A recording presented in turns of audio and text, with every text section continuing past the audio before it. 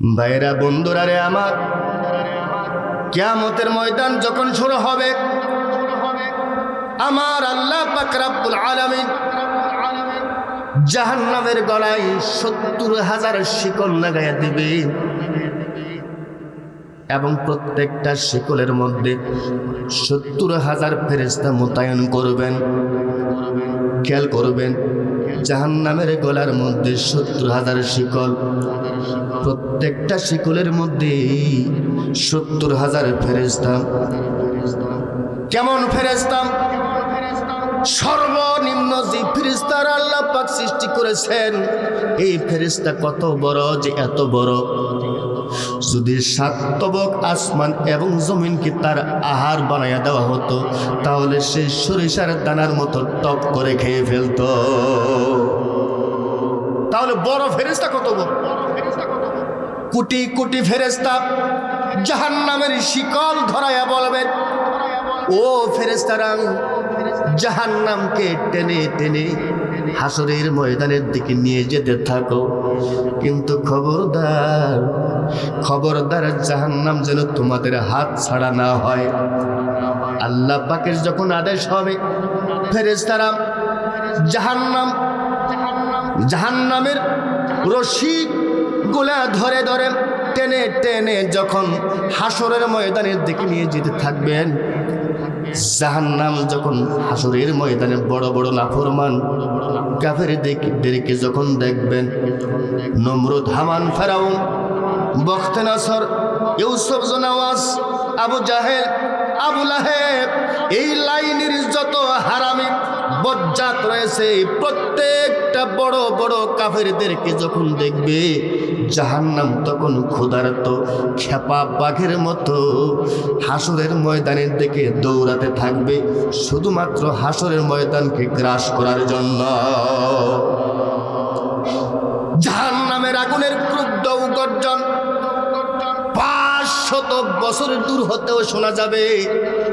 জাহান্নামের আগুনের গুরেম গুরেম আওয়াজের কারণে গোটা হাসরের ময়দানটা থর থর করে কম্পমান হবে। এই দৃশ্য যখন হাসরবাসীরা দেখতে পাবে, ১,২৪,০০০ মতান্তরে ২,২৪,০০০ পয়গাম্বর এবং সকল আউলিয়ায়ে কেরাম, সকল উলামায়ে কেরাম জমিনের মধ্যে সেজদা দিয়ে কান্না শুরু করবে, ইয়া নাফসি, ইয়া নাফসি, আমাকে বাঁচাও, আমাকে বাঁচাও বলে কান্না ছাড়বে।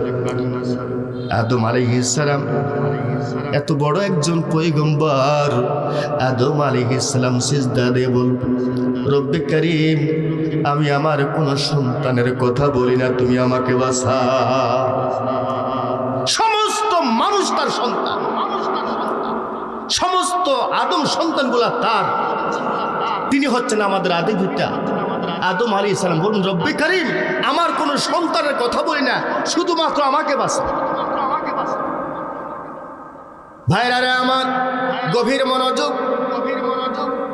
সাইয়্যিদনা নূহ নবিউল্লাহ আলাইহিস সালাম, নূহ নবী, তিনি বলবেন, রব্বে কারীম, আমি আমার কোনো উম্মতের কথা বলি না, তুমি আমাকে বাঁচাও। যে নবী উম্মতের জন্য ৯৫০ বছর পর্যন্ত দাওয়াত দিয়েছে, উম্মতের জন্য এত কাঁদছেন, আসলে তার নাম কিন্তু নূহ না, ওই নবীর নাম হল আব্দুল গফফার।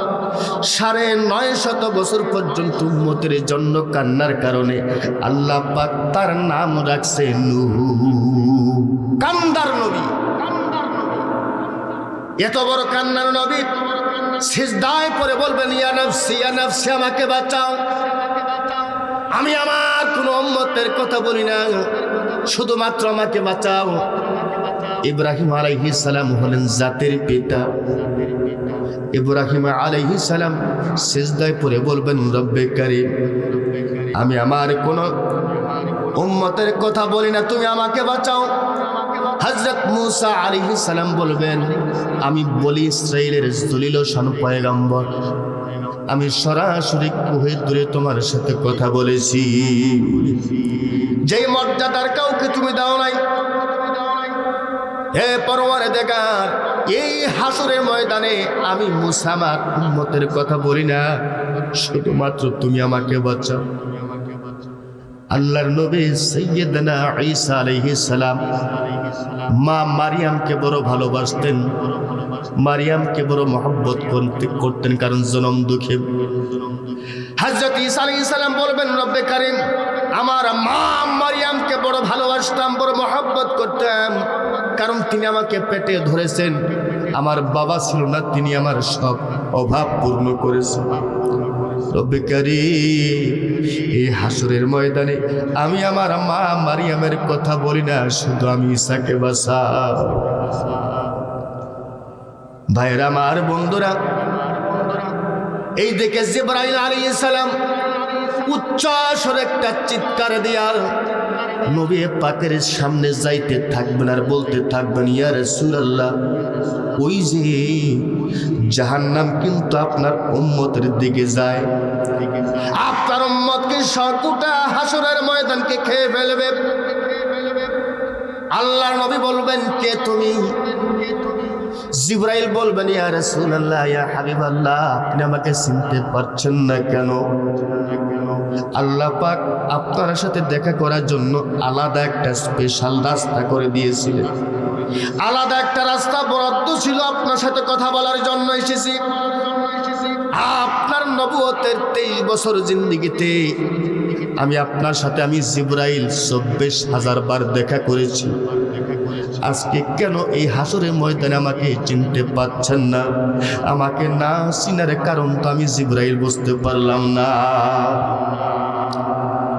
জিবরাইল বলবেন, কেন আমাকে চিনেন না? আল্লাহর নবী বলবেন, জিবরাইল, কেন তোমাকে চিনতে পারি নাই, কারণ কি? জিবরাইল বলবেন, কারণ তো একটা আছে। নবী গো, জাহান্নাম যখন হাসরের ময়দানকে খাওয়ার জন্য আসে, আমি জিবরাইল রহমতের ফেরেশতা, দামি ফেরেশতা, জাহান্নামের নিকটে যাইতে পারি নাই। জাহান্নাম থেকে 500 বছরের দূর দিয়া আপনার কাছে সংবাদ নিয়ে আসছি, ওই যে জাহান্নাম উম্মতে মুহাম্মদের দিকে অগ্রসর হচ্ছে, আপনার উম্মত সহ গোটা হাসরের ময়দান কি খেয়ে ফেলবে। এই যে 500 বছরের দূর দিয়া আপনার সাথে সাক্ষাৎ করতে এসেছে, তারপরেও 500 বছরের দূরত্ব হতে জাহান্নামের ধোঁয়া আমার গায়ে লাগার কারণে আজকে আমি জিবরাইলকে আপনি চিনতে পারেন নাই। ইয়া রাসূলুল্লাহ, ইয়া হাবিবাল্লাহ, আপনি জাহান্নামকে ফিরিয়ে দিন, পিছাইয়া দিন, দোয়া করুন। কোন পয়গম্বর সাহস পাবে না, কোন আউলিয়ায়ে কেরাম সাহস পাবে না, কোন উলামায়ে কেরাম সাহস পাবে না। একমাত্র নবীর উম্মতের মধ্যে যারা উলামায়ে কেরাম রয়েছেন, নবী উম্মতের মধ্যে, আখির নবীর উম্মতের মধ্যে, তারা ওই দিন আল্লাহ পাকের কাছে একটা দোয়া করবে, রব্বে কারীম, নামাজি ব্যক্তির উসিলায়, নিষ্ঠাবান রোজাদার লোকদের দোহাই জাহান্নামকে তুমি ফিরিয়ে দাও, জাহান্নামকে পিছিয়ে দাও, নচেত কিন্তু জাহান্নাম আজকে এই গোটা হাসরের ময়দানকে গ্রাস করে ফেলবে। নবীদের কান্না মঞ্জুর হবে না, উম্মতের শেষ উম্মতের মধ্যে শেষ উলামায়ে কেরামের দোয়াও সেদিন মঞ্জুর হবে না। তখন জিবরাইল বলবেন, ইয়া রাসূলুল্লাহ, আপনি হলেন শেষ ভরসা, আপনি মেহেরবানি করে আল্লাহ পাকের দরবারে দোয়া করুন, আপনি দোয়া করুন, জাহান্নামকে পিছাইয়া দিন, জাহান্নামকে ফিরাইয়া দিন। আল্লাহ নবী পাগলের মতো, একটা বাচ্চাওয়ালা মুরগির মতো দৌড়াইয়া আরশা জমিনে সিজদায় পড়ে কান্না শুরু করবে, রব্বি হাবলি ইয়া উম্মতি, ইয়া উম্মতি। আল্লাহু আকবার। ভাইরা আমার, একমাত্র আমার আপনার উম্মতের কথা বলবেন, আমার উম্মতকে বাঁচাও। আমার উম্মতকে বাঁচাও, আমার উম্মতকে বাঁচাও। রব্বে কারীম, তুমি হইলা রব্বুল আলামিন, আর আমি হইলাম রাহমাতাল লিল আলামিন। তোমার কুদরতি আধিপত্য যেখানে, আমার শান এবং মান সেখানে। রব্বে কারীম, আজকে মেহেরবানি করে জাহান্নামকে তুমি ফিরিয়ে দাও, পিছাইয়া দাও। জাহান্নাম যদি যেভাবে হাসরের ময়দানের দিকে আসতেছে, গোটা হাসরের ময়দান কি খেয়ে ফেলবে।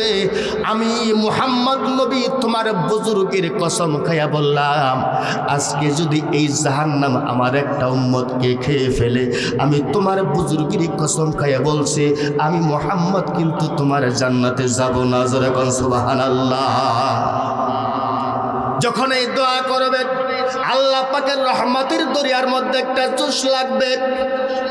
আল্লাহ নবী মুহাম্মদ সাল্লাল্লাহু আলাইহি সাল্লামের দোয়ার কারণে আল্লাহ পাকের কুদরতি অন্তরে এমন জোশ লাগবে, সাথে সাথে আল্লাহ পাক বলবেন, জিবরাইল, এই মুহূর্তে তুমি জান্নাতের মধ্যে চলে যাও। জান্নাতের মধ্যে আমি আল্লাহ এক শিশি পানি সংরক্ষণ করে রেখেছি, এই পানি আমার নবীর কাছে পৌঁছে দাও। আমার নবী যেন ওই শিশির পানিটা হাতের মুষ্টিতে নিয়া ওই জাহান্নামের দিকে যেন ছিটাইয়া দেয়। তৌরিত গতিতে হযরত জিবরাইল আলাইহিস সালাম জান্নাত থেকে ওই সংরক্ষিত এক শিশি পানি নিয়ে নবীর কাছে পৌঁছে দিবেন। আল্লাহর নবী মুহাম্মদ সাল্লাল্লাহু আলাইহি ওয়াসাল্লামের কাছে পৌঁছে দেবার পরে আল্লাহর নবী ওই শিশির পানিটা হাতের মুষ্টিতে নিয়ে জাহান্নামের দিকে ছিটাইয়া দিবেন। যখন জাহান্নামের দিকে এই শিশির পানিটা ছিটা লাগবে, জাহান্নাম দুর্বল হইয়া জয়ীফ হইয়া ক্যাত ক্যাত করতে করতে পেছনের দিক সরে যাবে। জোরে বলুন সুবহানাল্লাহ। আল্লাহর নবী জিজ্ঞাসা করবেন, এ জিবরাইল, এটা কোন পানি যেখানে কোটি কোটি ফেরেশতা জাহান্নামকে ফিরাইতে পারে নাই, জাহান্নামকে আটকাইতে পারে নাই, মাত্র এক মুষ্টি পানির বদৌলতে আজকে জাহান্নাম ক্যাত ক্যাত করতে করতে পেছনে চলে গেল। এটা কোন পানি? জিবরাইল বলবেন, ইয়া রাসূল, ইয়া হাবিবাল্লাহ, এটা দুনিয়ার কোনো পানি নয়, এটা কোনো নদ নদীর সাগরের পানি না, এটা দুনিয়ার কোনো জমজমের পানি না, এটা জান্নাতের কোনো পানি না, এটা হলো আপনার গুনাহগার উম্মতের চোখের পানি। আপনার উম্মতরা গভীর রাত্রিতে গুনার কথা মনে করে, পিছনের যে গুনাহ ছিল গুনার কথা মনে করে, জাহান্নামের কথা মনে করে, মৌতের সাকরাতের কথা মনে করে, হাসরের ময়দানের বিভীষিকার কথা মনে করে, 30,000 বছরের পলসিরাতের কথা মনে করে। তারা আল্লাহ পাকের ভয়ে, জাহান্নামের ভয়ে চোখের পানি ছেড়ে কেঁদেছিল। আর আল্লাহ পাক কুদরতে হাতে ওই পানি গুনাহ সংরক্ষণ করেছিল। জিন্দেগি তোর যায় রে ফাঁকি দেয়া রে সোনার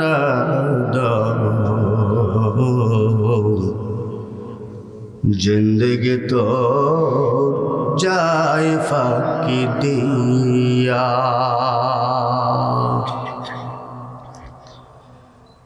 জিন্দেগি তোর যায় রে ফাঁকি দিয়া রে সোনারা দম,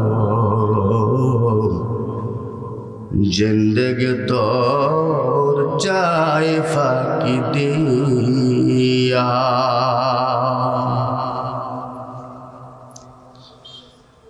ও দম রে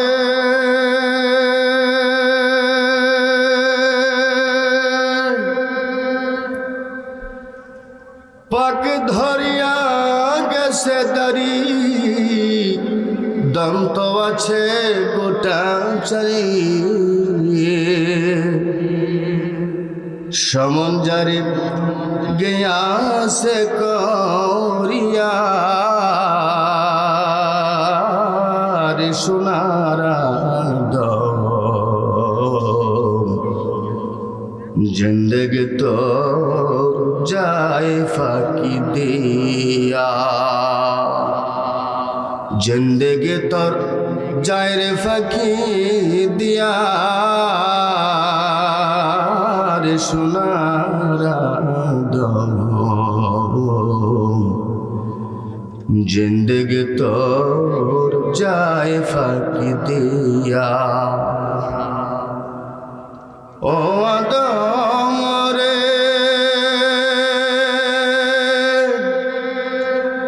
কামিনী রাই কুলেতে কাল ঘুমেতে রইনি তো সারা নিশি কাটাইলি ঘুমায়া ঘুমায়া রে সোনারা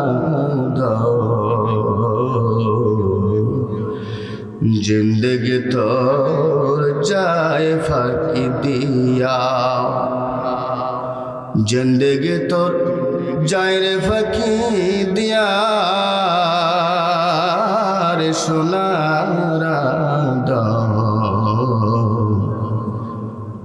জিন্দেগি তোর যায় ফাঁকি দিয়া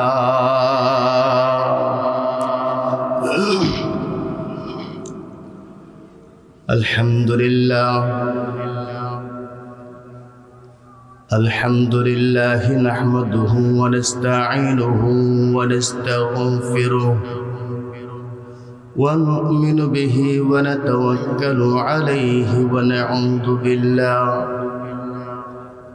ونعوذ بالله من شرور أنفسنا ومن سيئات أعمالنا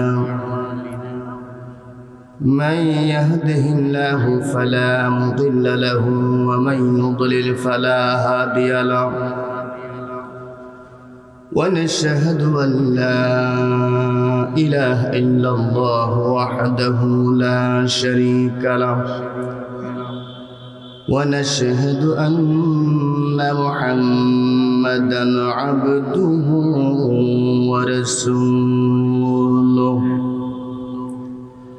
أرسله بالحق بشيرا ونذيرا وداعيا إلى الله بإذنه وسراجا منيرا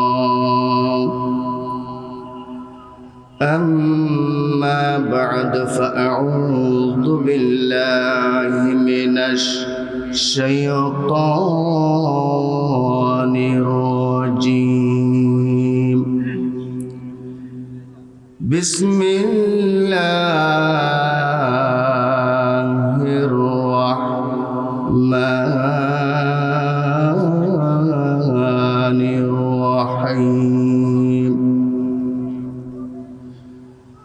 يا أيها الذين آمنوا اتقوا الله وقال تعالى في شان حبيبه إن الله وملائكته يصلون على النبي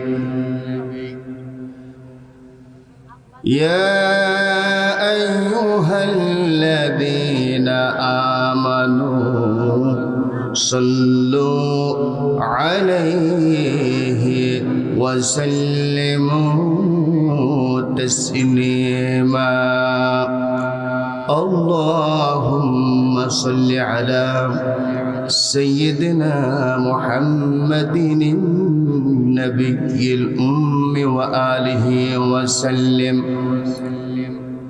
بلغ العلا بكماله كشف الدجى بجماله حسنت جميع خصاله صلوا عليه وآله موسى كما يلهي دين سوئے محمد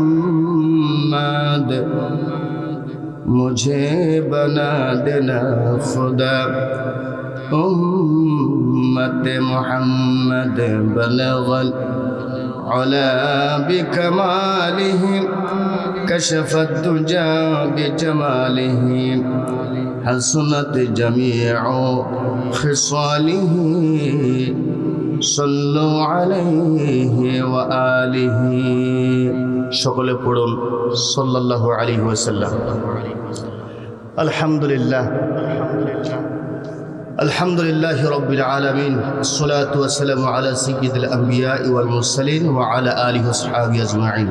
আল্লাহু আকবার কাবীরা ওয়ালহামদুলিল্লাহি হামদান কাসীরা ওয়া সুবহানাল্লাহি বুকরাতান আসীলা। রব্বানা লাকাল হামদ হামদান কাসীরান তাইয়্যিবান মুবারাকান ফীহি। ঐতিহ্যবাহী পুন্ডুরা শরতলা বাইতুল জান্নাত জামে মসজিদের উদ্যোগে 21তম বার্ষিক ওয়াজ মাহফিলের আমার শ্রদ্ধাভাজন ব্যক্তিত্ব মোহতারাম সভাপতি আলহাজ হাফিজ মৌলানা মোহাম্মদ হাফিজুল ইসলাম সাহেব দামাত বরকাতুমুদ্দাজিল্লাহুল আলী মুহতামিম জামিয়াতুস সুফফাত টিংরি গুরুস্থান মাদ্রাসা মধুপুর টাঙ্গাইল। আজকের প্রধান আলোচক হযরতুল আল্লাম মৌলানা মোহাম্মদ আবদুল্লাহ আল মাসুদ জিহাদি সাহেব কাহালু বগুড়া। আমার আগে যিনি আলোচনা করেছেন অত্র মসজিদের সম্মানিত ইমাম ও খতিব সাহেব, প্রধান অতিথি, বিশেষ অতিথি মহোদয়, সকলকে সালাম, আসসালামু আলাইকুম ওয়া রাহমাতুল্লাহি ওয়া বারাকাতুহু। শুকরিয়া জ্ঞাপন করছি সে আল্লাহ তাআলার শানে যিনি হচ্ছেন সমস্ত করুণাওয়ালা জাত। যে আল্লাহ তাআলা আমাদেরকে অতীব আপন মেহেরবানিতে কোরআন সুন্নাহর আলোচনা শোনার আশার জোরে মিলে বসার তৌফিক দিলেন। আমরা সকলে দিল থেকে উচ্চ কণ্ঠে শুকরিয়া জ্ঞাপন করি, বলি আলহামদুলিল্লাহ। শুরুতে আমার ভয় হচ্ছে একটি কথাও বলতে পারবো না যদি আল্লাহ তাআলা আমাকে তৌফিক না দেন। তো আপনার মেহেরবানি করে আমার জন্য দোয়া করুন যেন আল্লাহ পাক আমাকে কিছু কথা বলার, শোনার এবং সেই সাথে সকলকে আমলের তৌফিক দান করেন, বলি আমিন। প্রায় একটা কথা আমি বলে থাকি, ওয়াইজিনে কেরাম ওয়াজ করেন না, কথা বলবে তো এই কোরআনুল কারীম। আমি হচ্ছে একজন উপস্থাপক, ঠিক কিনা বলেন? আমি হচ্ছে একজন উপস্থাপক। কথা উপস্থাপন করতে গেলে নিজস্ব কোনো তাগত বা শক্তি আমার নাই। আর যিনারা উপস্থিত রয়েছেন ওনারা বিজ্ঞ আলেম, ওনারা যদি বরকতের জন্য দোয়া করেন, ওয়ামা তাওফিক ইল্লা বিল্লাহ, ঠিক কিনা বলেন? তো মোহতারাম হাজিরিন,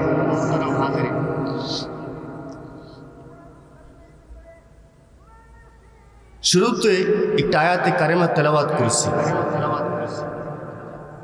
আল্লাহ তাআলা বলছেন, ইয়া আইয়ুহাল্লাযীনা আমানুত্তাকুল্লাহ, হে ঈমানদারগণ তোমরা আমাকে ভয় করো।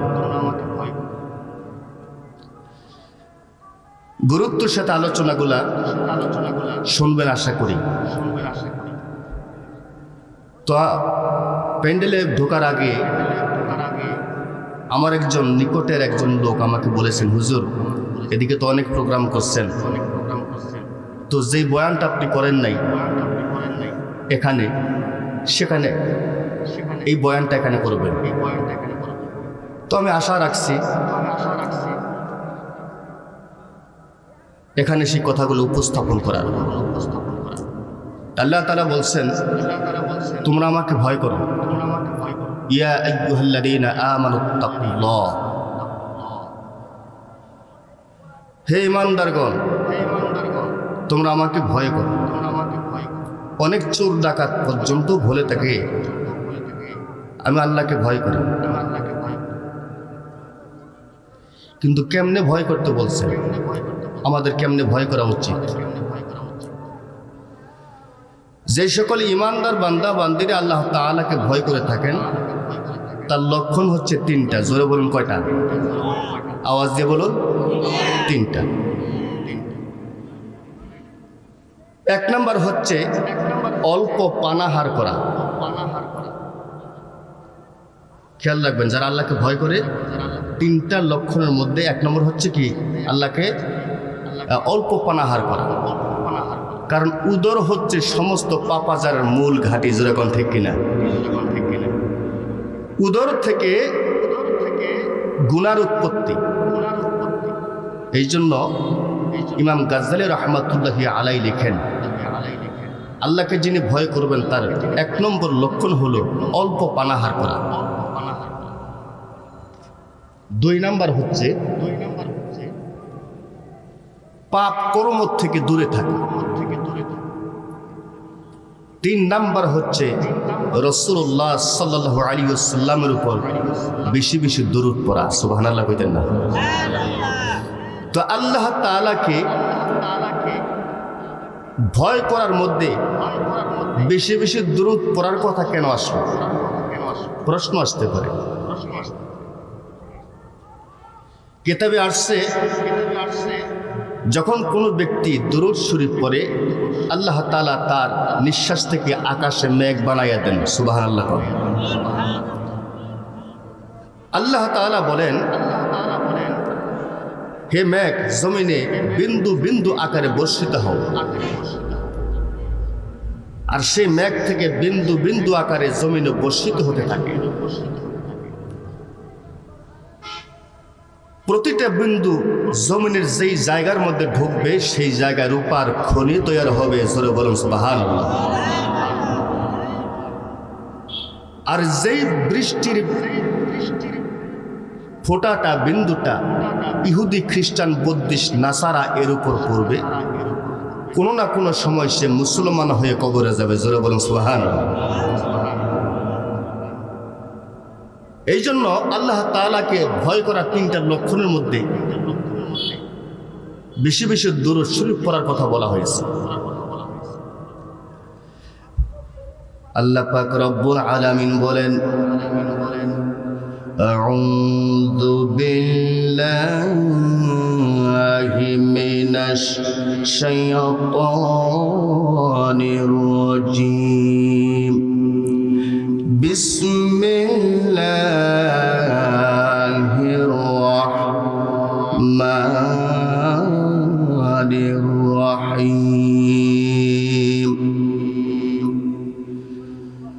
ইয়াখাফুনা রাব্বাহুম মিন ফাওকিহিম ওয়া ইয়াফআলুনা মা ইউমারুন।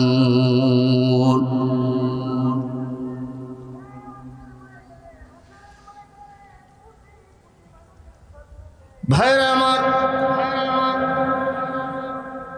আল্লাহ পাক রব্বুল আলামিন বলেন, তারা তাদের নিজেদের পালনকর্তার, তারা তাদের নিজেদের উপর তাদের পালনকর্তার ভয় করে থাকে, আর তারা যা আদেশ প্রাপ্ত হয় তাই তারা করে। অর্থাৎ ভাইয়েরা আমার, আল্লাহ পাকের ভয় এবং ভীতি সম্পর্কে হযরত আবু লাইস রাহমাতুল্লাহি আলাইহি বলেন, মহান আল্লাহ পাক রব্বুল আলামিন সপ্তম আসমানে অসংখ্য ফেরেশতা সৃষ্টি করে রেখেছেন। সৃষ্টি লগ্ন থেকেই তারা সিজদারত অবস্থায় আল্লাহ পাকের ইবাদতে মশগুল রয়েছে। কিয়ামত পর্যন্ত তারা এভাবেই থাকবেন। কিয়ামতের দিন তারা তাদের মাথা উত্তোলন করে রবের কাছে বলবেন, হে রব্বে কারীম, যেভাবে তোমার ইবাদত করা আমাদের কর্তব্য ছিল, আমরা সেইভাবে তোমার ইবাদত করতে পারি নাই। মেহেরবানি করে আমাদেরকে ক্ষমা করে দিন। এই প্রসঙ্গে এই আয়াতে কারিমা আল্লাহ পাক রব্বুল আলামিন বলেন, ইয়াখাফুনা রাব্বাহুম মিন جنوبهم ويفعلون ما يؤمرون তারা তাদের উপর নিজেদের পালনকর্তার ভয় করে থাকে আর তারা যা আদেশ প্রাপ্ত হয় তাই তারা করে অর্থাৎ তারা একটা মুহূর্তের জন্য মহান আল্লাহর ভয় এবং ভীতি হতে চিন্তামুক্ত হয় না। ওইসব ফেরেশতারা সৃষ্টির লগ্ন থেকেই সিজদারত অবস্থায় আল্লাহর ইবাদতে মশগুল, কিয়ামত পর্যন্ত এই সিজদারত অবস্থায় থাকে। এর পরেও তারা বলবেন যেইভাবে ইবাদত করা কর্তব্য ছিল আমরা তা করতে পারি না, তাহলে আমাদের জন্য তো তাই কর্তব্য। এ ব্যাপারে রাসূলুল্লাহ সাল্লাল্লাহু আলাইহি ওয়াসাল্লাম হাদিস শরীফের মধ্যে ইরশাদ করেছেন, ইদা ক্বাশাআরা জাসাদুল আবদি মিন খাশিয়াতিল্লাহি তাআলা তাহাত্তাত আনহু যুনুবুহু কামা ইয়াতাহাত্তু আনিশ শাজারি ওয়ারাকুহা। আল্লাহ তাআলার ভয়ে যখন বান্দার শরীর কম্পমান হয় তখন তার পাপ রাশি এমনি ভাবে ঝরে পড়ে যেমন বৃক্ষ হতে শুষ্ক পত্র পল্লব ঝরে পড়ে। জোরে বলুন সুবহানাল্লাহ। আল্লাহ পাক বলেন ওয়াজিলাত কুলুবুহুম, ওহারা ওই সমস্ত লোক যারা আমি আল্লাহ পাকের নাম শোনা মাত্র অন্তর প্রকম্পিত হয়, গা শিহরিয়া ওঠে, পশম গলে দাঁড়ায়া যায়। ইমাম গাজ্জালী রাহমাতুল্লাহি আলাইহি মুকাশশাফাতুল কুলুব কিতাবের মধ্যে লেখেন, আল্লাহর একজন নেককার বান্দী ছিল, এক ভদ্র মহিলা। তিনি তার কোনো এক প্রয়োজনে ঘর থেকে বের হয়ে যায়। পেছনে পেছনে একজন প্রেমিকের যুবক তার পেছনে পথ অনুসরণ করতে থাকে। তারা দুজন চলতে চলতে কোনো এক বনভূমিতে একত্রিত হয়ে যায়। কাফেলার লোকজনগুলো যখন রাত্রে যাপনের জন্য প্রস্তুতি গ্রহণ করছিল, ঠিক সেই মুহূর্তে ওই প্রেমিক যুবক মহিলাকে উপভোগ করার জন্য প্রস্তাব পেশ করল। মহিলাটি তখন বলল, ওহে যুবক, সকলেই কি ঘুমিয়ে পড়েছে নাকি?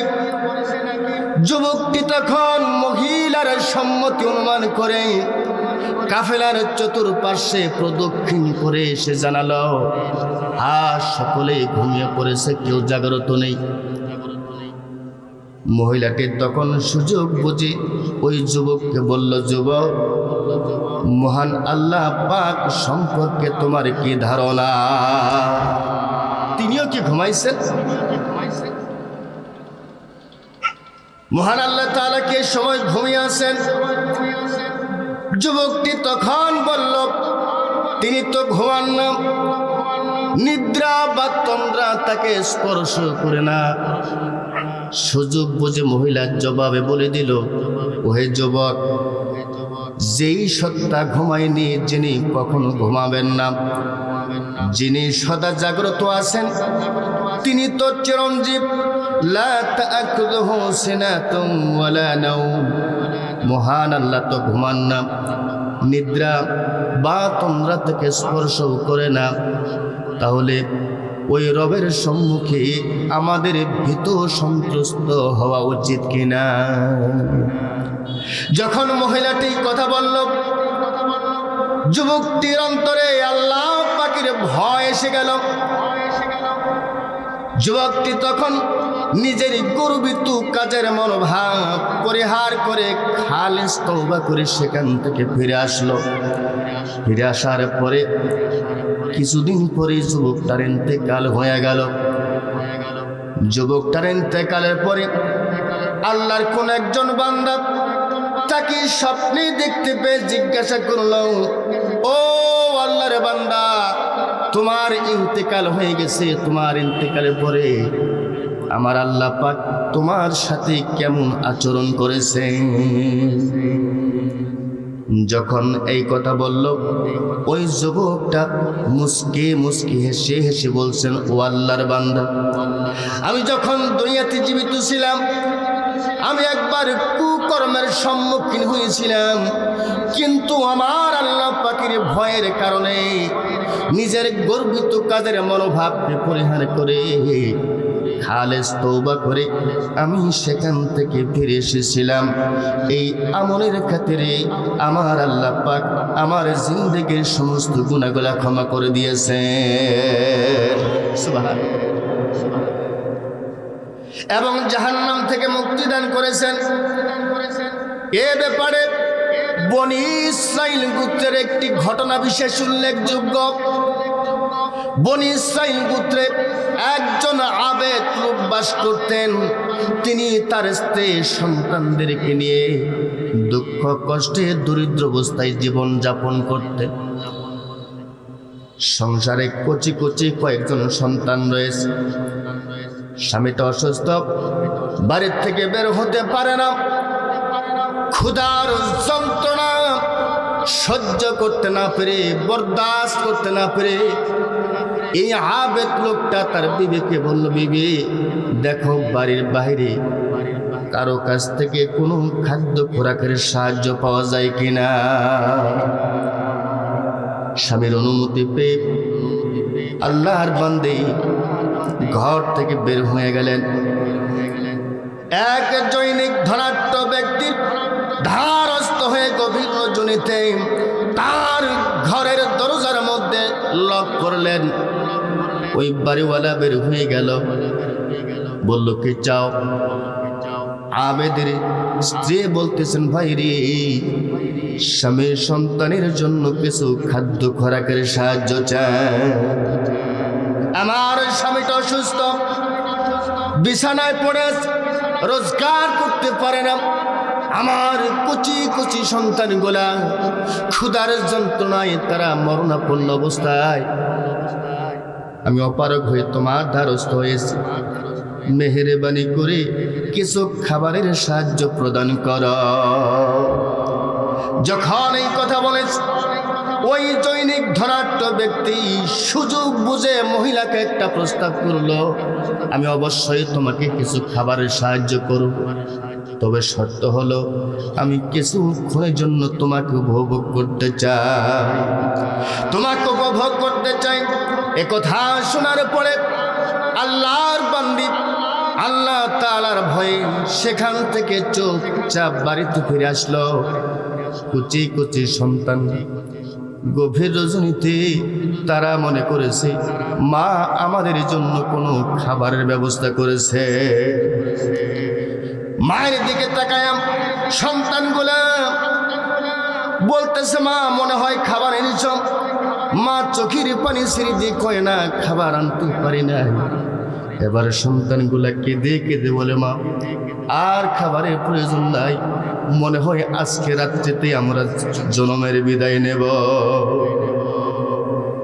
মা মহিলাটি সন্তানদের এমন করুণ অবস্থা দেখে আবার সেখান থেকে পূর্বের সেই ব্যক্তির ধারস্থ হয়ে গেলেন। গিয়া পূর্বের মতো একই প্রস্তাব করলেন, ও আল্লাহর বান্দা, আমাদের জন্য, পরিবারের সদস্যদের জন্য, স্বামী সন্তানের জন্য কিছু খাবারের সাহায্য প্রদান করো। লোকটা ঠিক পূর্বের মতো পুনরায় একই প্রস্তাব করলো।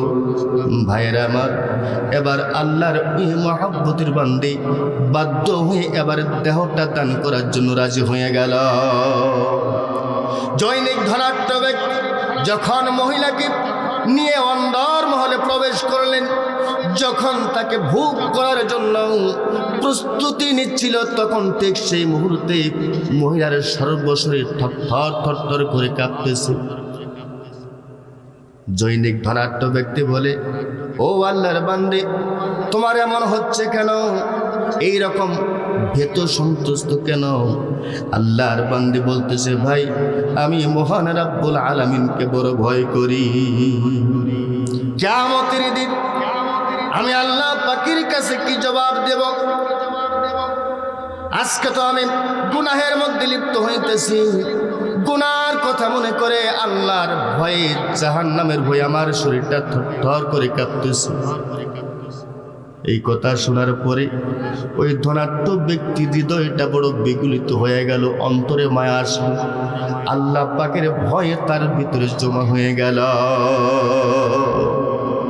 ভাইরা আমার, বন্ধুরা, বাবাজেরা, ওই লোকটা তখন আল্লাহর ওই বান্দিকে বলে, হে আল্লাহর বান্দি, তুমি দুঃখ দুর্দশা দারিদ্রতার মাধ্যমে জীবন যাপন করেও আল্লাহ তাআলাকে এতটা ভয় করতেছো, তাহলে আমাকে তো আল্লাহ পাক সব কিছু দিয়েছেন, ধন দৌলত, বাড়ি ঘর, বিল্ডিং, বাড়ি বালাখানা সব কিছু আমাকে দিয়েছেন, তাহলে আমার জন্য তো আরো অধিক পরিমাণে ভয় করা কর্তব্য।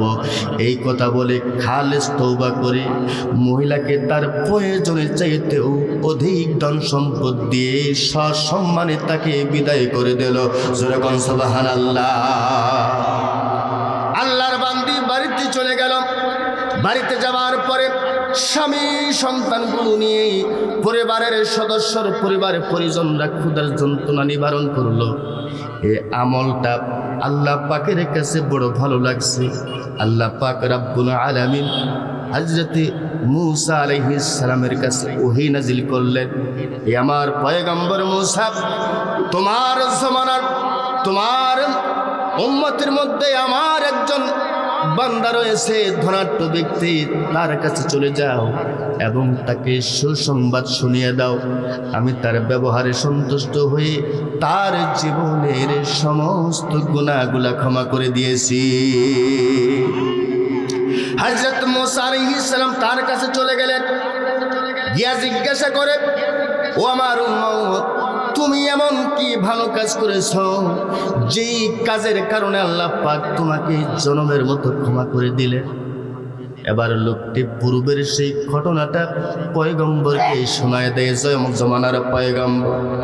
ঘটনাটা শোনার পরে বলতেছে, ও আল্লাহর বান্দা, এই কারণে আমার আল্লাহ পাক তোমার জীবনের সমস্ত গুনাহগুলো ক্ষমা করে দিয়েছে।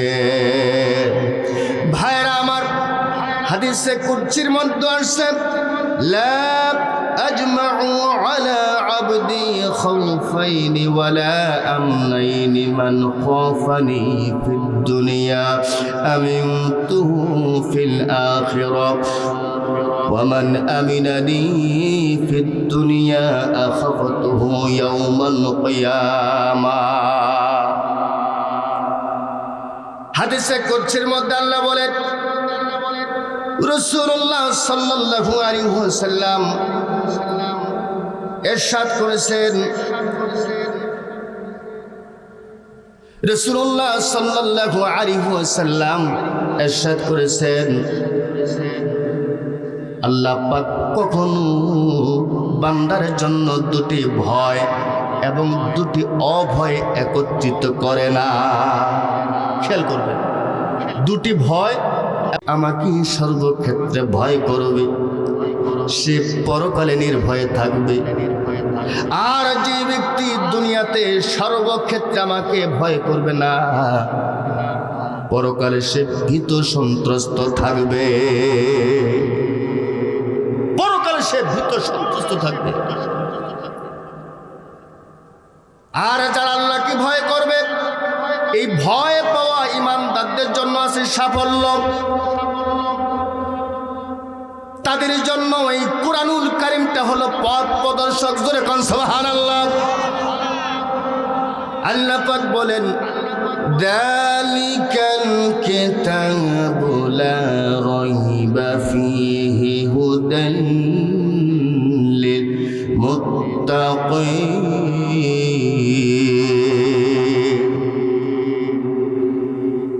এটি এমন একটি কিতাব, যে কিতাব সম্পর্কে কোনো সন্দেহ নাই।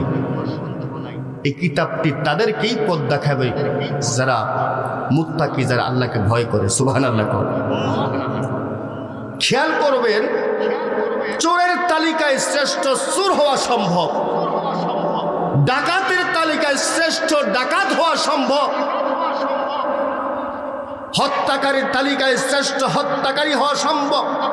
লম্পটের তালিকায় শ্রেষ্ঠ লম্পট হওয়া সম্ভব, সুদখোরের তালিকায় শ্রেষ্ঠ সুদখোর হওয়া সম্ভব, ঘুষখোরের তালিকায় শ্রেষ্ঠ ঘুষখোর হওয়া সম্ভব, জেনাখোরের তালিকায় শ্রেষ্ঠ জেনাখোর হওয়া সম্ভব, ধনীদের তালিকায় নমরুদের মতো বড় শ্রেষ্ঠ ধনী হওয়া সম্ভব।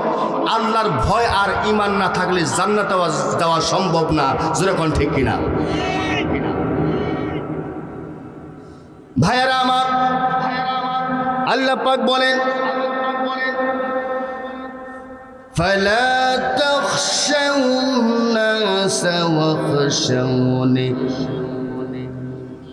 আল্লাহ পাক বলেন হে আমার বান্দারা, তোমরা আমাকে ভয় করো, লোকদেরকে ভয় করবা না। তোমরা লোকদেরকে ভয় করিও না। অন্যত্র আল্লাহ পাক বলেন হে আমার বান্দারা, তোমরা লোকদেরকে ভয় করিও না যদি তোমরা ঈমানদার হয়ে থাকো। এই কথার মানে সম্পর্কে ইমাম গাজ্জালী রাহমাতুল্লাহি আলাইহি লিখছেন, আমিরুল মুমিনিন হযরত ওমর ফারুক রাদিয়াল্লাহু তাআলা আনহু মাঝে মধ্যে জমিনের মধ্যে ঢলে পড়তেন। কেন? তিনি আল্লাহকে ভয় করতেন, জাহান্নামের ভয়ে তিনি জমিনে ঢলে পড়তেন। আমরা দেখেছি যেই সমস্ত লোকের মৃগী রোগ আছে, সুস্থ মানুষের মতো চলাফেরা করে, দেখা যায় হঠাৎ কাজকর্ম করতে গিয়ে জমিনের মধ্যে ঢলে পড়েছে। আমরা তখন বুঝতে পারি এই লোকটার মৃগী রোগ আছে। কথা কোন থেকে ঠিক? ওমর রাদিয়াল্লাহু তাআলা আনহু মাঝে মধ্যে জমিনের মধ্যে আল্লাহ পাকের ভয়ে জাহান্নামের কথা মনে করে জমিনের মধ্যে ঢলে পড়ত। মনে হইতো সাহাবীর মৃগী রোগ আছে। হযরত ওমর রাদিয়াল্লাহু তাআলা আনহু কোরআনুল কারীমের যখন কোনো আয়াতে কারিমা তেলাওয়াত শুনতেন, অন্যের তেলাওয়াত যখন কানের মধ্যে আসত, ওমর রাদিয়াল্লাহু তাআলা আনহু মূর্ছিত হয়ে যেতেন। এখন মূর্ছিত রোগ কি? আমি পূর্বে বলেছি মৃগী রোগের কথা।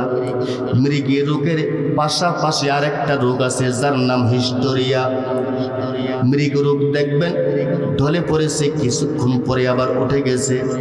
কিন্তু হিস্টোরিয়া রোগের রোগে যারা, তারা যখন ঢলে পড়ার সাথে সাথে অনেক সময় বডিটা মূর্ছায়, নাক দিয়ে কান দিয়ে রক্ত বের হয়ে যায়।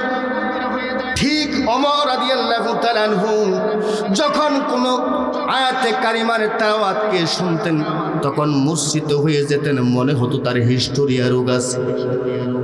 ওমর রাদিয়াল্লাহু তাআলা আনহু একবার তিনি একটা খড়কুটা হাতে নিলেন।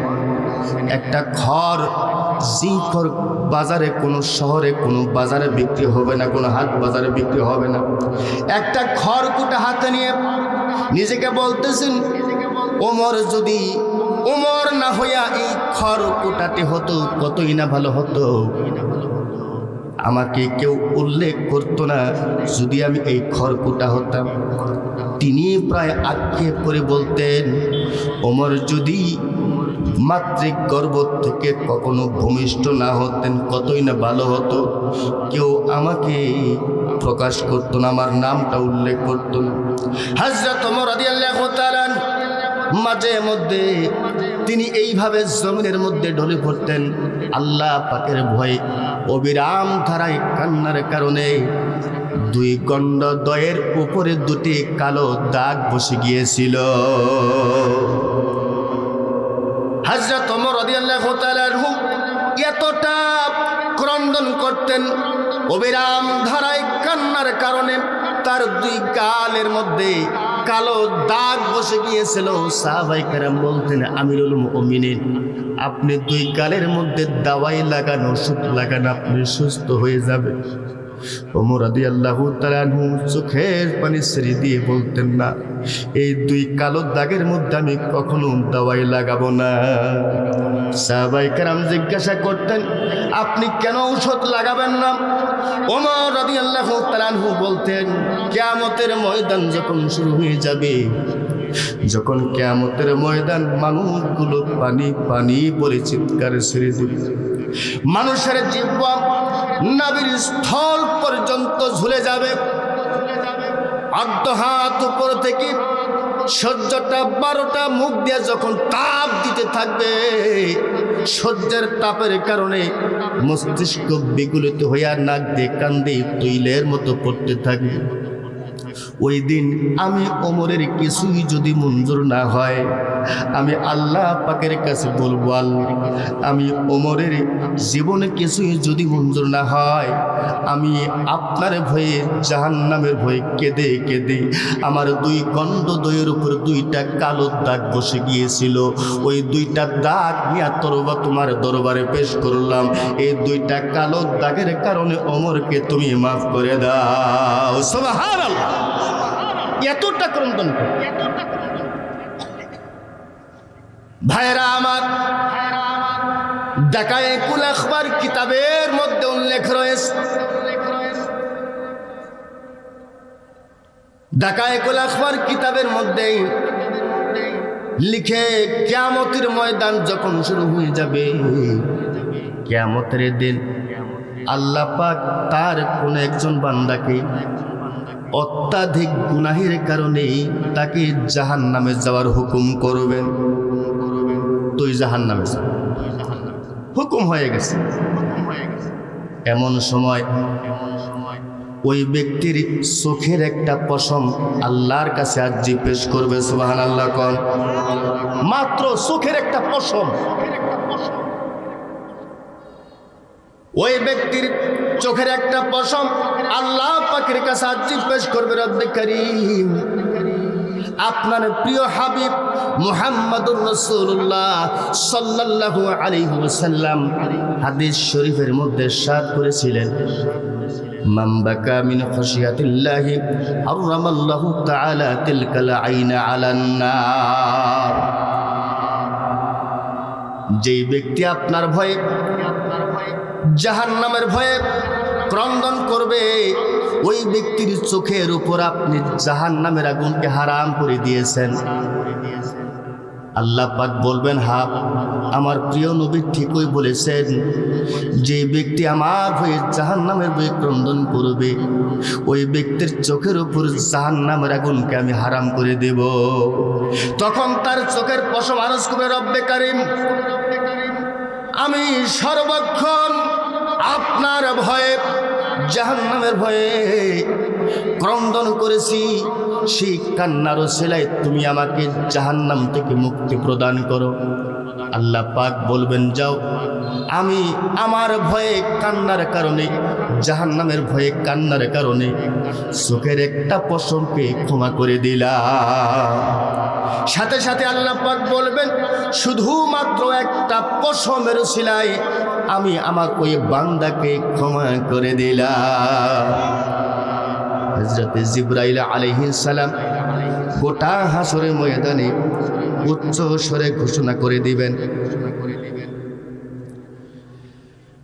উচ্চ স্বরে ঘোষণা করে দিবেন, অমুক বান্দাকে শুধুমাত্র চোখের একটা পশমের উসিলায় আল্লাহ পাক তাকে ক্ষমা করে দিয়েছেন। এই জন্য ভাই, বেশি বেশি করে মালিকের দরবারে জাহান্নামের ভয়, মাওলার ভয়ে বেশি করে কান্দন, বেশি করে কান্দা। এই কান্না একদিন আপনার আমার জন্য উপকারে আসবে। যেরকম ঠিক কিনা? ইমাম গাজ্জালি লেখেন, একজন কাফন চোরা, তার অভ্যাস আছিল কাফন চুরি করা। কি চুরি করা? জোরে বলেন। মানুষ দাফন কাফন হয়ে গেলে তার পেশা ছিল কাফন চুরি করা।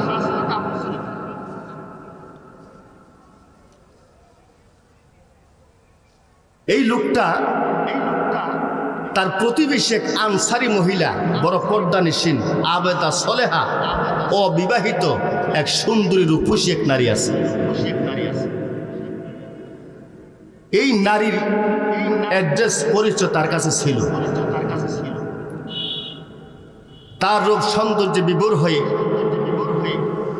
তিনি তার জীবনে যত চেষ্টা প্রচেষ্টা সব কোনোটা বাদ দেয় নাই, কিন্তু এই মহিলাকে হাতের কবজায় আনতে পারে না। কিন্তু আল্লাহ পাকের লিখন যে অখণ্ডনীয় অবধারিত,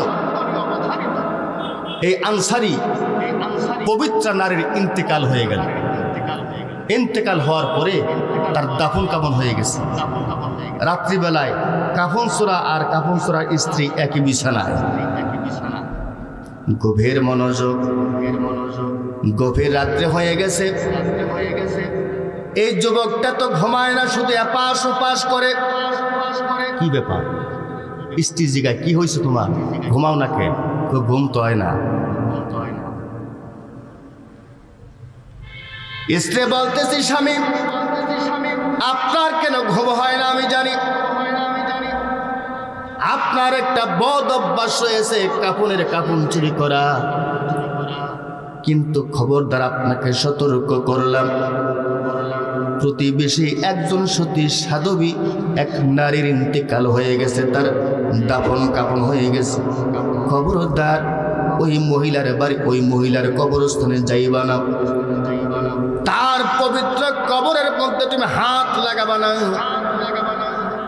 স্ত্রী তাকে নিষেধ করা সত্ত্বেও স্ত্রী যখন নিদ্রার ঘরে চলে গেলেন, ঘুমের ঘরে চলে গেলেন, এই কাফন ছোড়া স্ত্রীর চোখ ফাঁকি দিয়ে বাড়ির থেকে বের হয়ে গেলেন। গভীর রাত্রিতে ভাইয়ের আমার কবরস্থানে ঢুকল। কবর খনন করতে করতে করতে যখন কবর খনন করা শেষ হয়ে গেল, কবর খনন করার পরে এই পবিত্র সতী সাধবী অবিবাহিতা নারীর দেহ থেকে টেনে টেনে ওই কাফনের কাফনগুলা খসিয়ে ফেলল। কাফনের কাফনগুলা যখন ছিনিয়ে নিল, ছিনায় নেবার পরে কবরের উপরে যখন উঠে গেল, তার নফস তাকে ধোঁকা দিচ্ছে, ও কাফন চোরা, এই মহিলা যতদিন পর্যন্ত জীবিত ছিল ততদিন তো তুই কোনোদিন সুযোগ নিতে পারিস নাই। কত চেষ্টা প্রচেষ্টা করেছিস, কোনোদিন এই মহিলার ধারের কাছে যাইতে পারিস নাই, কিন্তু আজকে কবরস্থানে কেউ নাই, কোনো প্রতিবেশী নাই, কোনো লোকজন নাই। আজকে তোর জন্য একটা সুবর্ণ সুযোগ।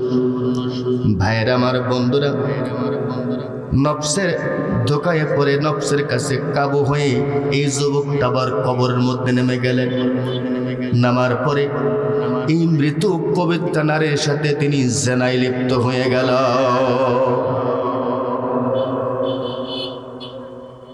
যখন এই যুবকটা জেনার কাজ সেরে কবরের দুই পাশে এইরকম করে হাত দিয়ে যখন কবর থেকে উঠবেন, কিতাবের মধ্যে লেখে ওই মহিলার পূর্ণ বডিটা পূর্ণ জীবিত হয়ে গেল। জীবিত হবার পরে ওই যুবকটার হাতের কবজার মধ্যে খপ করে ধরে বসলে, ধরে বলতেছে, ও হে যুবক, হে কাফন চোরা, কি অপরাধ তোমার কাছে করেছিলাম? আজকে আমার পবিত্র দেহটা কবরের মধ্যে তুমি নাপাক করে দিলে। আমি তো জীবিত থাকা অবস্থায় এই বডি কাউকে কোনোদিন দেখাইনি, কোনো পরপুরুষ আমাকে দেখতে পাইনি। কিয়ামতের ময়দান যখন শুরু হবে, ওই ময়দানে আমি মালিকের সামনে কেমনে দাঁড়াবো এই নাপাক দেহটা নিয়ে? এই কথা বলি ওই মহিলাটা আবার মৃত লাশের মতো কবরের মধ্যে শুয়ে গেলে। এই যে একটা ভয় কাফন চোরার দিলের মধ্যে ঢুকলো, খোলা ময়দানে আকাশের নিচে দাঁড়ায়া হাউ মাউ করে কান্না করে এমন কান্না, তার কান্নার কারণে আকাশ জমিন তার কান্নার গুঞ্জনে ভারী হয়ে যায়।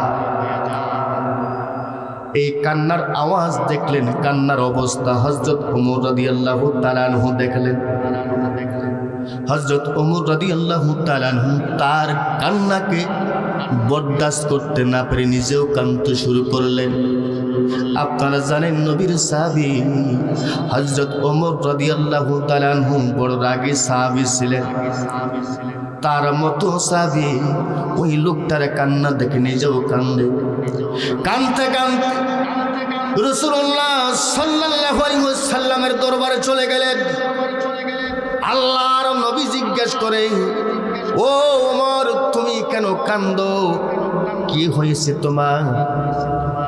ওমর রাদিয়াল্লাহু তাআলা আনহু কয়, ইয়া রাসূলুল্লাহ, আমার কিছু হয় নাই। নবী বলেন, তাহলে তুমি কেন কান্দো?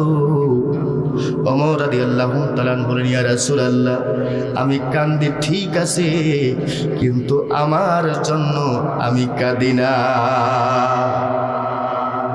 নবী বললেন, তাহলে তুমি কার জন্য কান্দো? সাহাবী কয়, ইয়া রাসূলুল্লাহ, আমি খোলা আকাশের নিচে খোলা ময়দানে এক যুবককে কাঁদতে দেখেছি। তার কান্না দেখে আমি ওমর সইতে পারি নাই, আমিও কান্দি। রাসূলুল্লাহ সাল্লাল্লাহু আলাইহি ওয়াসাল্লাম বলেন, ওই লোকটাকে আমার দরবারে হাজির করো। লোকটাকে দরবারে হাজির করা হলো। এই লোকটার দেখি নবী তাকায় দেখি তার মতো কান্নার মানুষ মনে হয় আর কেউ নাই। যুবক, তুমি কেন কান্দো? যুবক বলে, ইয়া রাসূলুল্লাহ, আমি বড় অপরাধী, বড় গুনাহগার। গুনাহ করেছি, এত বড় গুনাহ, যে গুনাহ আল্লাহ পাক আমাকে ক্ষমা করবে না। এই গুনার কথা, আযাবের কথা মনে করে, কবর, হাসর, মিজান, পুলসিরাতের কথা মনে করে আমি কান্দি। নবী বলেন, তুমি কি শোনো নাই কুরআনুল কারীমের ঘোষণা?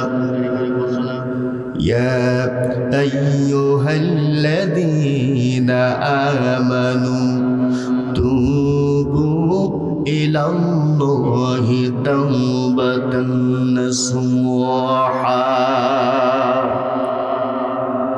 হে ইমানদারগণ, তোমরা তওবা করো খালেস নিয়ত, সরল অন্তঃকরণ। তুমি যদি খালেস নিয়তে সরল অন্তঃকরণে তওবা করতে পারো, আল্লাহ পাক তোমার অতীতের সমস্ত গুনাহগুলো মাফ করবেন। বলুন সুবহানাল্লাহ। এই ঘোষণা দেবার পরেও লোকটার কান্দনার থামে না।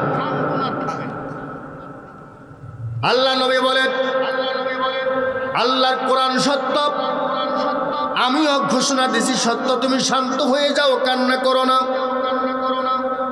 তারপরেও লোকটা মানে না, বলে, ইয়া রাসূলুল্লাহ, আমার মতো বড় গুনাহগার পৃথিবীর জমিনে আর কেউ নাই। নবী তখন বললেন, তাহলে বলো তুমি কি অপরাধ করেছ? এবার ওই যুবকটা পূর্বের সেই ঘটনা নবীর শুনে। সমস্ত ঘটনা শোনার পরে ওমর রাদিয়াল্লাহু তাআলা আনহু মাঝে মধ্যে খাপ থেকে তলোয়ার বের করে আর ঢুকায়। যখন ঘটনা বর্ণনা শেষ হয়ে গেল, আল্লাহ নবী তাকে ঘাড় ধাক্কা দিয়ে দরবার থেকে বের করে দিলে। তোর মতো নাফরমান খোদা মাফ করবে। এবার লোকটা নবীর দরবার থেকে বের হবার পরে তার তো কোনো আশা নাই, ভরসা নাই, নিরাশ হয়ে গেলেন। কারণ নবী হলেন রাহমাতুল লিল আলামিন, আর আল্লাহ পাক হলেন রব্বুল আলামিন। আল্লাহ পাকের কুদরতে আধিপত্য যেখানে, আখিরি নবীর শান এবং মান সেখানে। যেরকম সুবহানাল্লাহ। আল্লাহ পাক যত আলম সৃষ্টি করেছেন, আল্লাহ পাক যত জগৎ সৃষ্টি করেছেন, আল্লাহ পাকের কুদরতি আধিপত্য, রাজত্ব যেখানে, আল্লাহর নবীর শান এবং মান সেখানে। ওই নবী আমাকে দরবার থেকে বের করে দিয়েছেন, আমার জন্য তো কোনো আশা। লোকটা আরো বেশি করে ময়দানে দাঁড়ায় কান্না করতেছেন, মালিক, আমার মতো গুনাহগার তো আসমানের নিচে জমিনের উপর আর কেউ নাই। ও রব্বে কারীম, তুমি যদি আমাকে মাফ করো, তোমার রহমতের নবীর কাছে সংবাদ পৌঁছাইয়া দাও। আর যদি মাফ না করো, জাহান্নামের আগুন দিয়া জ্বালায়া পুরাইয়া দুনিয়াতেই শেষ করে দাও, কিয়ামতের ময়দানে আসামি বানাইও না। সুবহানাল্লাহ। রাসূলুল্লাহ সাল্লাল্লাহু আলাইহি ওয়াসাল্লাম আসরের নামাজ পড়ে পূর্ব দিকে ঘুরে বসলেন। জিবরাইল উপস্থিত। জোরে বলো সুবহানাল্লাহ।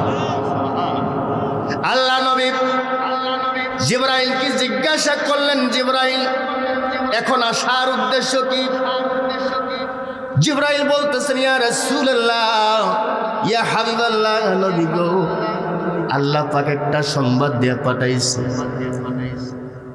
যে লোকটাকে আপনি দরবার থেকে বের করে দিয়েছেন, ওই লোকটাকে আমার আল্লাহ পাক ক্ষমা করে দিয়েছে। যেহেতু আপনার দরবারে আসছিল, আপনার দরবারে আসার খাতিরে আল্লাহ পাক তার তওবা কবুল করে মাফ করেছেন। আওয়াজ দিয়ে কোন সুবহানাল্লাহ। লা তাকনাতু মির রাহমাতিল্লাহ, তোমরা আমার রহমত থেকে নিরাশ হও। মান আতানি ইয়ামশি আতাইতুহু হারওয়ালা। হাদিসে কুদসির মধ্যে আল্লাহ পাক বলেন, যে বান্দা আমি মওলার দিকে হেঁটে হেঁটে আসে, আমি মওলা তার দিকে আমার রহমত স্বরূপ দৌড়াইয়া যাই। সুবহানাল্লাহ। কোন শুধু দৌড়াইয়া যাই না, আমার বান্দার জীবনের সমস্ত গুনাহগুলো মাফ করে দেই। শুধু মাফ করি না, ওই বান্দার জীবনে যতগুলো গুনাহ ছিল, গুনাহগুলা আমি আল্লাহ পাক নেকে রূপান্তরিত করে দে।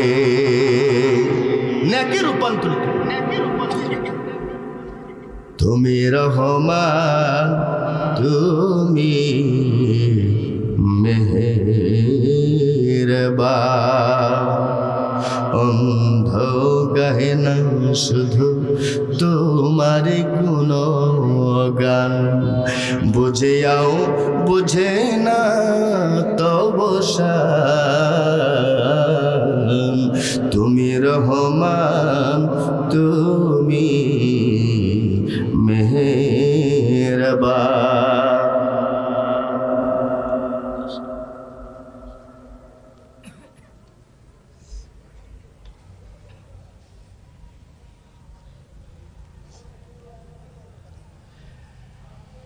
ভাইয়েরা আমার, এই জন্য বেশি বেশি করে জাহান্নামের ভয়ে কান্না, আল্লাহ পাকের আযাবের কথা মনে করে কান্না, মৌতের সাকরাতের কথা মনে করে কান্না, হাসরের বিভীষিকাময় অবস্থার কথা চিন্তা করে বেশি বেশি করে কান্না। কারণ এখন সময়ে কান্নার, এখন কাঁদলে আপনার জন্য উপকার আসবে, কিন্তু মৃত্যুর পরে যদি হাজারো কান্দেন, কানলে সেই কান্নায় কোনো লাভ হবে না। কথা কোন ঠিক কিনা? আল্লাহ পাক রব্বুল আলামিন বলেন,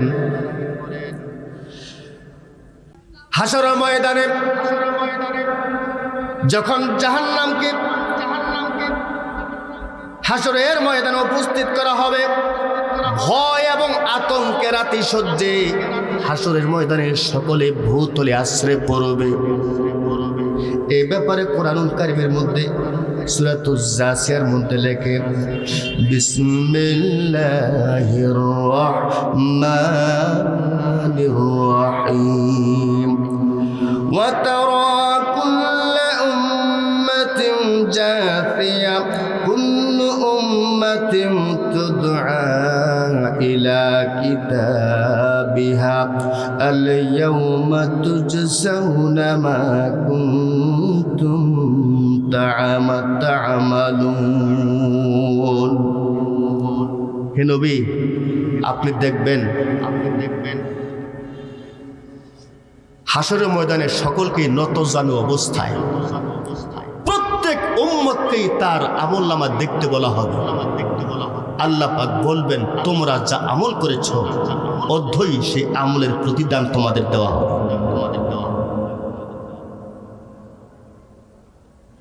ভাইরা বন্ধুরা রে আমার, কিয়ামতের ময়দান যখন শুরু হবে,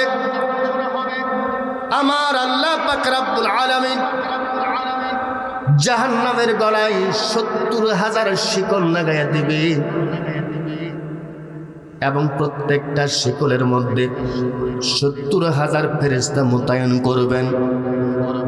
খেয়াল করবেন, জাহান্নামের গলার মধ্যে ৭০,০০০ শিকল, প্রত্যেকটা শিকলের মধ্যে ৭০,০০০ ফেরেশতা। কেমন ফেরেশতা?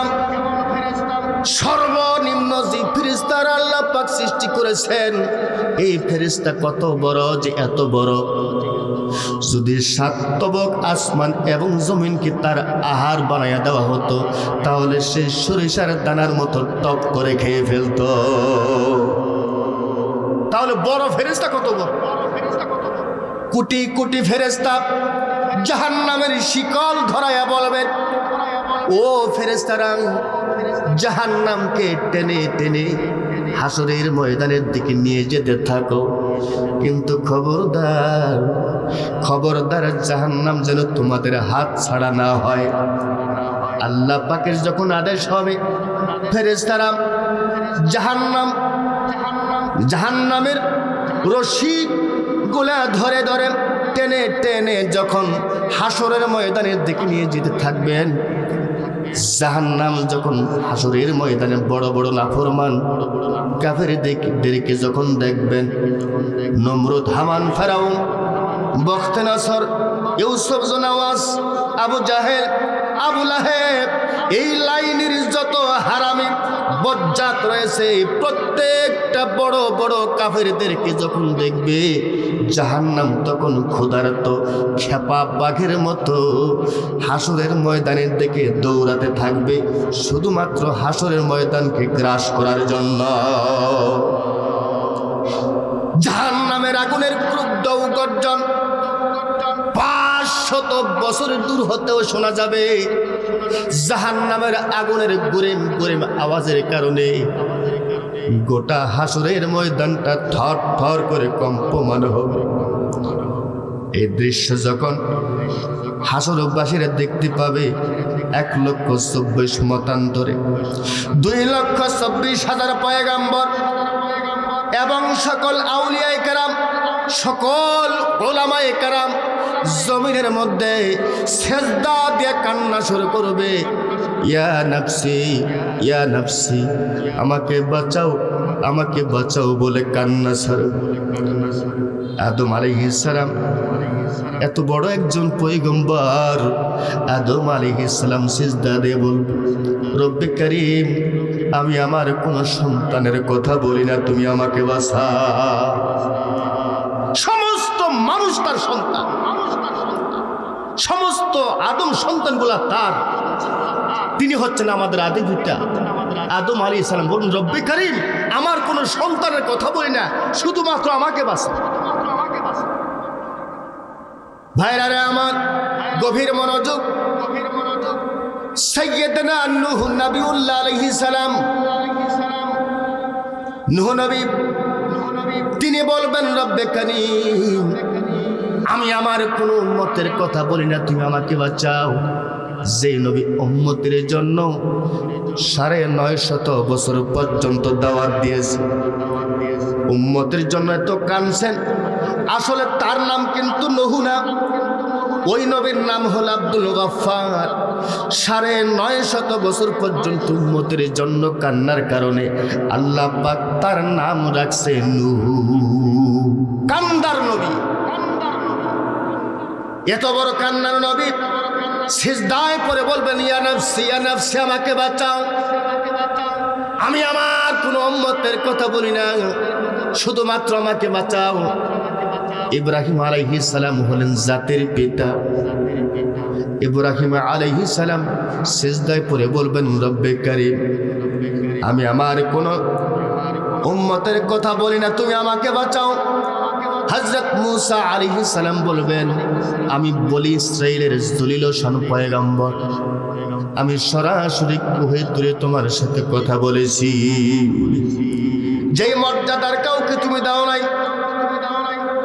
হে পরওয়ারদিগার, এই হাসরের ময়দানে আমি মুসা আমার উম্মতের কথা বলি না, শুধুমাত্র তুমি আমাকে বাঁচাও।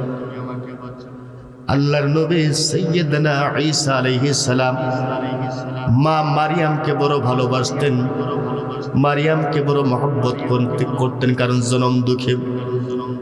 হযরত ঈসা আলাইহিস সালাম বলবেন, রব্বে কারীম, আমার মা মারিয়ামকে বড় ভালোবাসতাম, বড় মহব্বত করতাম, কারণ তিনি আমাকে পেটে ধরেছেন।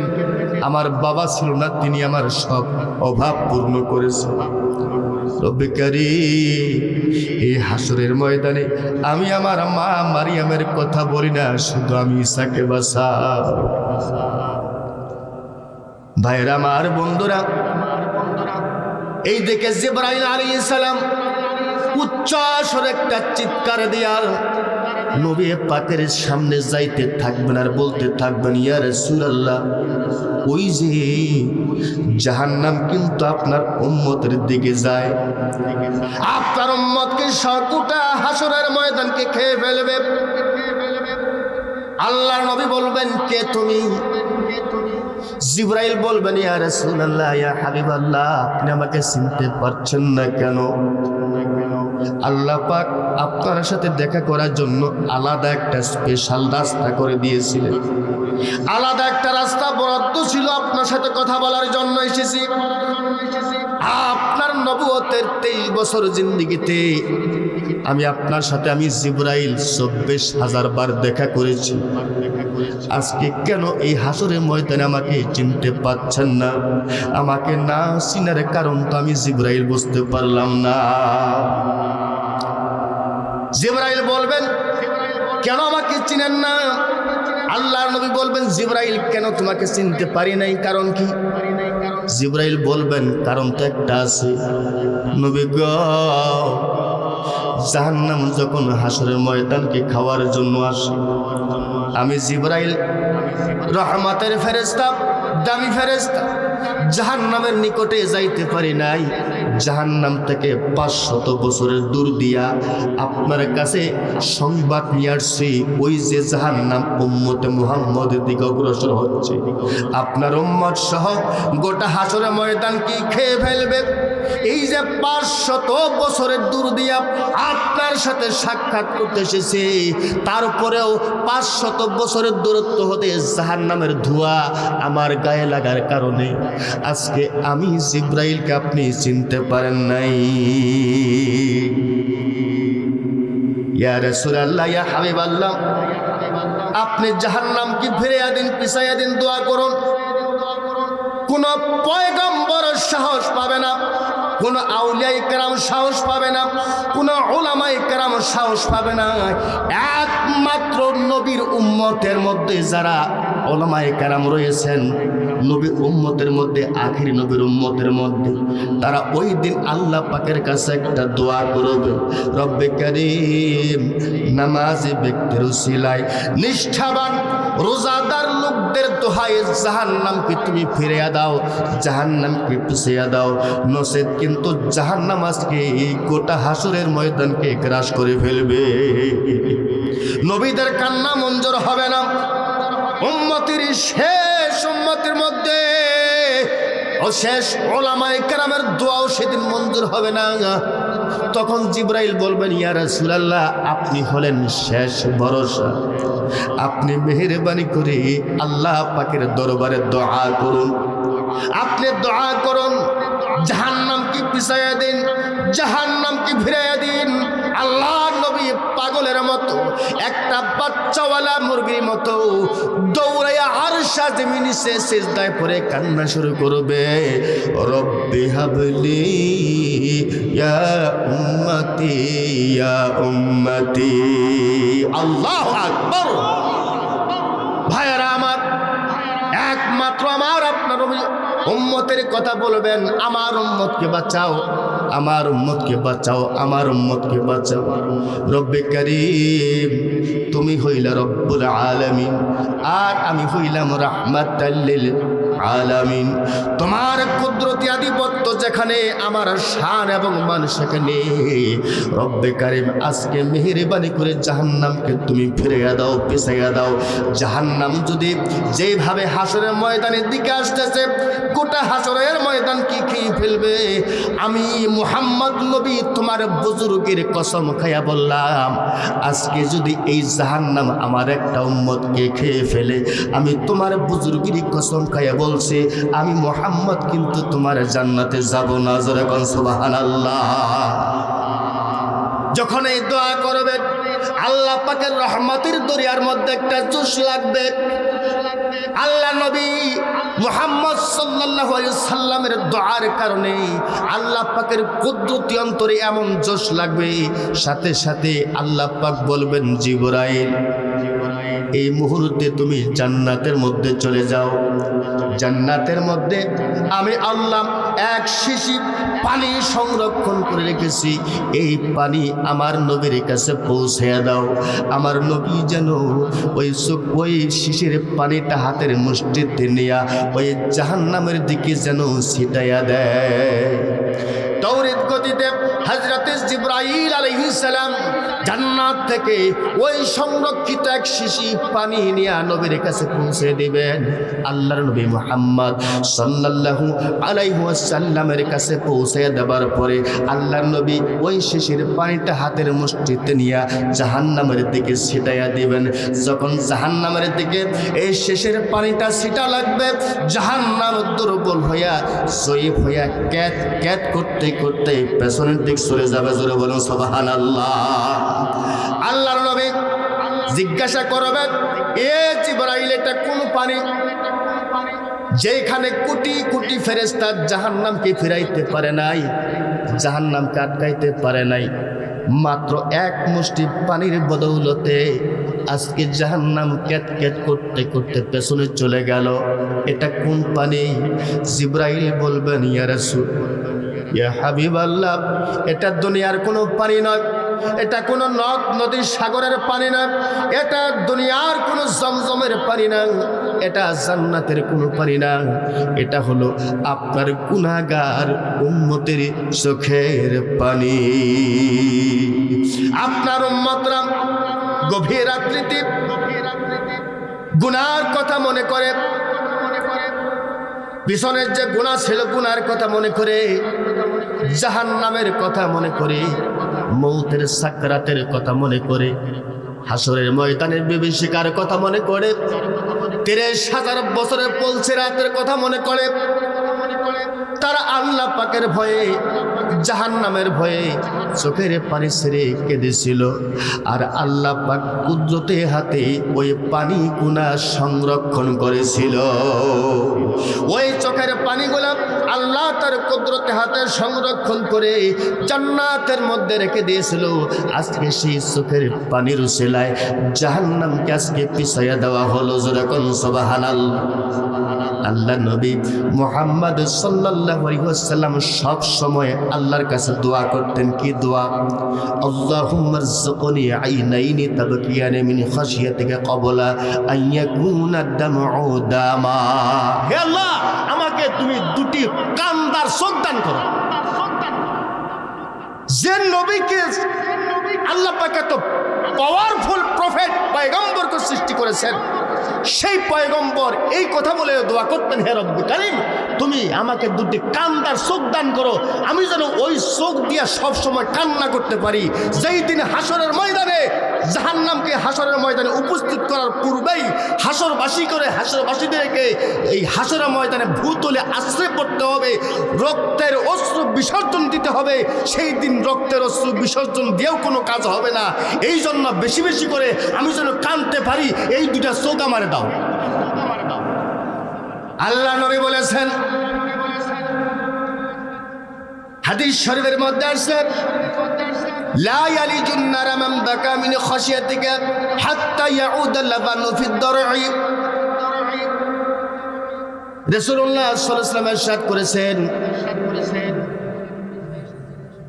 যে ব্যক্তি বেশি বেশি করে জাহান্নামের ভয়ে কাঁদবে, আল্লাহ পাকের ভয়ে কাঁদবে, এই কান্না করা ব্যক্তিগুলো কখনো জাহান্নামে যাওয়া সম্ভব না। কেন সম্ভব না? নির্গত মা বোনদের স্তন থেকে দুধ বের হয়, এই সম্পর্কে বলে হাদিসটা। নির্গত দুগ্ধ যেমনি স্তনে ফিরাইয়া দেওয়া সম্ভব না,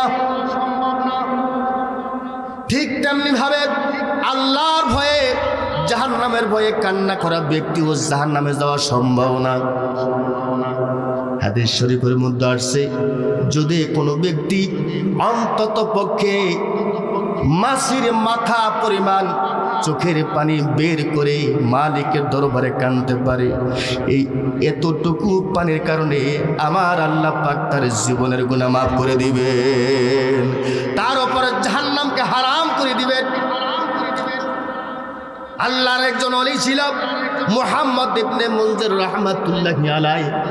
তিনি যখন আল্লাহ পাকের ভয়ে কাঁদতেন, জাহান্নামের কথা মনে করে যখন কাঁদতেন, চোখের পানিগুলা যখন গাল বেয়ে বেয়ে দাড়ির আগা বেয়ে বেয়ে যখন বুকটা ভেসে যাইত, এইরকম চোখের পানিগুলো হাতের মধ্যে মালিশ করি দেহের বিভিন্ন জায়গায় মালিশ করতো আর বলতো, মুহাম্মদ ইবনে মুনজির জেনেরা চোখের পানি দেহের যেই জায়গার মধ্যে লাগবে ওই জায়গায় কিন্তু জাহান্নামের আগুন ধরে ধরবে না। যেরকম সুবহানাল্লাহ।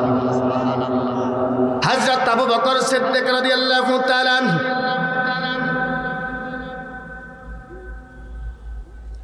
জাহান্নামের ভয়ে মাওলার ভয়ে যখন কাঁদত, তখন চোখের পানি গোলা দেহের বিভিন্ন জায়গায় মালিশ করতেন আর বলতেন, আবু বকর চোখের পানি দেহের যেই জায়গায় লাগবে ওই জায়গায় কিন্তু জাহান্নামের আগুন ধরবে না। আল্লাহ পাক বলেন,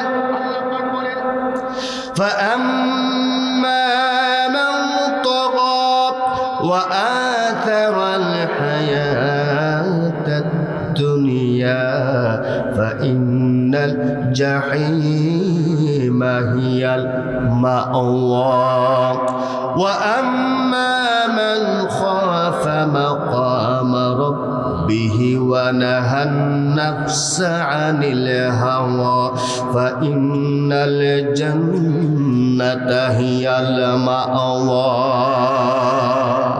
যে ব্যক্তি পার্থিব জীবনকে অগ্রাধিকার দেয়, সীমা লঙ্ঘন করে, যেই ব্যক্তি সীমা লঙ্ঘন করে পার্থিব জীবনকে অগ্রাধিকার দেয়, তার ঠিকানা হইল জাহান্নাম। তার ঠিকানা কি? জাহান্নাম। পার্থিব জীবনকে, এই দুনিয়ার জীবনটা হলো ক্ষণস্থায়ী জীবন, কথা কোন ঠিক কিনা?